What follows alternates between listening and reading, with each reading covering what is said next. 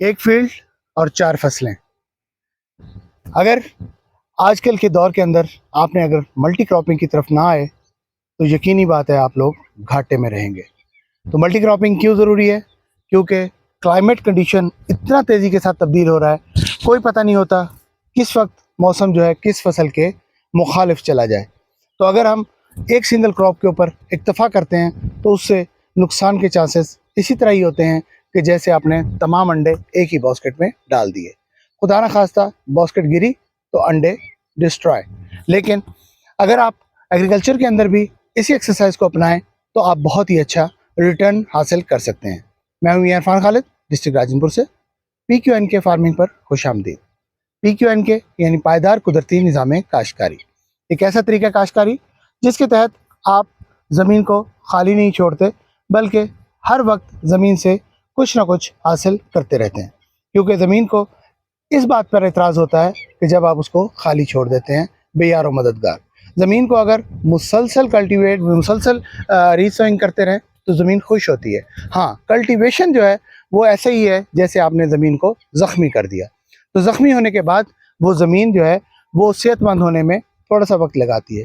جب وقت لگاتی ہے اس کے بعد آپ کو ریٹرن دینا شروع کر دیتی ہے اور اگلی فصل کے اوپر آپ پھر اس کو زخمی کر دیتے ہیں، یعنی اس کو دوبارہ کلٹیویٹ کر دیتے ہیں. تو اس وقت میرے پیچھے دیکھ رہے ہیں یہ پرماننٹ ریس بیڈ ہے. اس کو ہم نے انٹر کراپ کیا ہوا ہے اس فیلڈ کے اندر. اس فیلڈ کے اندر ایٹ اے ٹائم 3 فصلیں لگی ہوئی ہیں.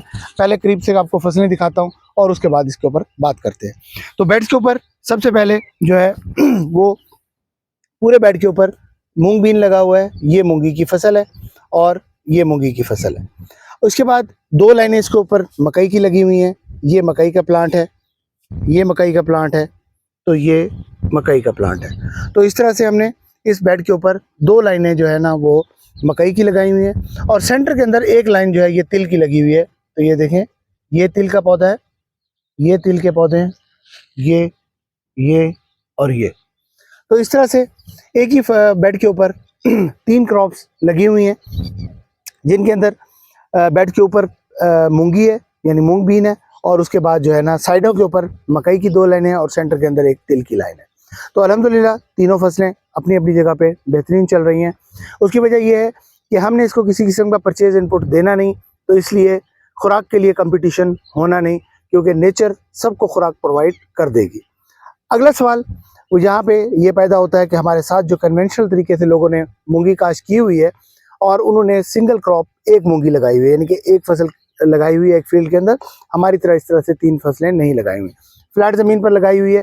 تو اس کے اندر اس وقت بڑا شدید قسم کا سیویئر قسم کا اٹیک آ چکا ہے آرمی وارم کا، یعنی کہ لشکری سنڈی کا شدید آ چکا ہے اور اس کی وجہ سے فصل جو ہے وہ برے طریقے سے متاثر ہے اور ساتھ ساتھ انہوں نے سپریز کرنا شروع کر دی ہیں. تو کسی فیلڈ کے اندر ایک اور کسی فیلڈ میں اس وقت تک 2 سپرے ہو چکی ہے. تو سوال یہ ہے کہ ہماری جو کراپ ہے ایسا کبھی نہیں ہے کہ ہماری کراپ کے اوپر جو ہے وہ بیماری نہیں آتی یا یہ اس نے کوئی طلسمی چادر پہنی ہوئی ہے جس کی وجہ سے اس کو بیماری اثر انداز نہیں ہوتی. ایسا نہیں ہے. بیماری نے ہمارے اوپر بھی اٹیک کیا. ذرا قریب سے دکھائیں تو یہ دیکھیں، بیماری نے ہمارے فصل کے اوپر بھی اٹیک کیا اور اس کو تھوڑا سا متاثر کیا. لیکن یہ بیماری یہاں پہ زیادہ دیر تک سروائیو نہیں کر پائی، زیادہ دیر تک رک نہیں پائی اور نئے ہونے والے نئے پودے جو ہے وہ بالکل صاف ستھرے ہیں، کسی قسم کا کوئی بیماری کا اٹیک نہیں ہے. تو یہ بیماریاں ضرور آتی ہیں، لیکن اگر آپ کی کراپ کا امیون سسٹم یعنی کہ سیلف ڈیفنس سسٹم، قوت مدافعت اگر اچھی ہے تو بیماریاں زیادہ دیر تک اس کے اوپر رک نہیں پاتی اور یہ بہت جلدی فصل ریکور کر جاتی ہے.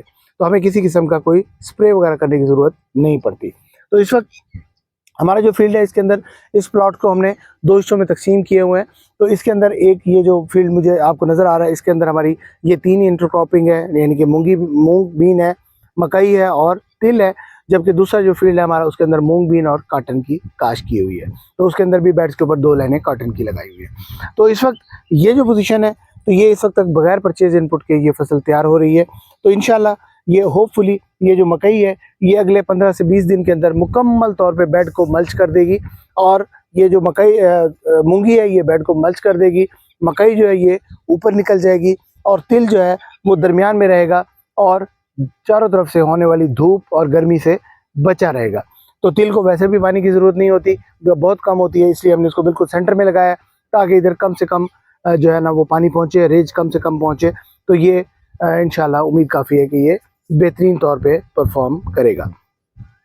इस फील्ड को हमने जब वक्त तैयार किया तो इस फील्ड को नॉर्मल कल्टीवेशन करने के बाद जब पहली दफ़ा हमने इसको पिकनिक पर शिफ्ट किया तो इसको फ्लैट ज़मीन के ऊपर हमने मूंगी का छटा दे दिया। 10 किलो मूंग बीन का छटा हमने दिया इसके ऊपर ज़मीन के ऊपर, और उसके बाद रेज बेड निकाल दिए। रेज बेड निकालने के बाद ड्राई बेड्स के ऊपर ही हमने इसके ऊपर हैंड सीड प्लांटर की मदद से ये तीनों दो सीड प्लांट कर दिए कि साइडों के ऊपर मकई प्लांट कर दी, सेंटर के अंदर तिल प्लांट कर दिया। उसकी वीडियोस भी हमारे चैनल पे मौजूद है, इसी चैनल के ऊपर पीछे इसकी सोइंग की वीडियोस भी मौजूद है। तो 15 दिन के बाद आज ये पोजीशन है 15 दिन की। 15 दिन के बाद आज हमने कल इसको पहला पानी लगाया, यानी कि सोइंग के बाद पहला पानी इसको 15 दिन के बाद कल लगाए। तो उसके बाद इंशाल्लाह उम्मीद काफ़ी है कि इसको अगले शायद 1 महीने तक पानी की ज़रूरत ना पड़े। अभी भी पानी लगाने के 2 मकसद थे। पहला मकसद तो ये था कि अभी भी कुछ बीज मौजूद था जो जर्मिनेट नहीं हुआ था, तो इसलिए हमने इसको टाइमली पानी लगाया, जल्दी ज़रा पानी लगाया ताकि वो बीज भी जर्मिनेट कर जाए और वो कद के अंदर दूसरे पौधे से बहुत पीछे ना रह जाए। और दूसरी बात ये थी कि मकई का कुछ सीड जो है वो अभी तक यानी कि अनजर्मिनेट पोजीशन के अंदर पड़ा हुआ था, तो उसकी जर्मिनेशन के लिए भी ज़रूरी था कि हम इसको पानी का रिपीट करें। तो आज हमने 15 दिन के बाद इसको पानी को रिपीट किया। इस वक्त पोजीशन आपके सामने है माशाल्लाह। इस वक्त बेड जो है ना वो ग्रीन नज़र आना शुरू हो गए हैं। तो ये 15 दिन की क्रॉप है। होपफुली अगले 15 दिन के अंदर ये बेहतर कंडीशन में होगी। हम गाय बगाए इसके बारे में आपको अपडेट करते रहेंगे। किसी किस्म का कोई क्वेश्चन हो तो ज़रूर कमेंट्स के अंदर पूछिएगा। अगर हमारी वीडियो अच्छी लगे तो इसको ज़रूर शेयर कीजिएगा, हो सकता है ये किसी के काम आ जाए। बहुत शुक्रिया। मियां इरफान, डिस्ट्रिक्ट राजनपुर।